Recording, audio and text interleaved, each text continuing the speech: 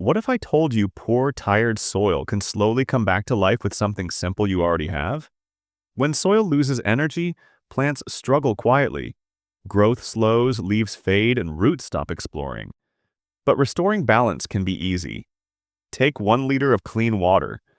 Add 1 spoon of coffee powder and stir gently. As it mixes, coffee powder releases natural compounds that improve soil structure and help roots absorb nutrients more efficiently. It also supports beneficial microorganisms that keep the soil active and balanced. Let the mixture sit for a few minutes so the nutrients infuse fully into the water.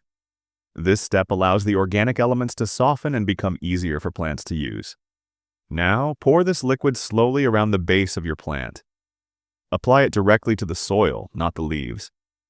This helps enrich weak soil, encourages steady root activity, and supports healthier leaf growth over time. Use this method once every 2 weeks for best results. With consistent care, you may notice stronger stems, fresher leaves, and more stable growth. Healthy soil creates resilient plants. Try it gently, observe patiently, and let nature respond in its own time.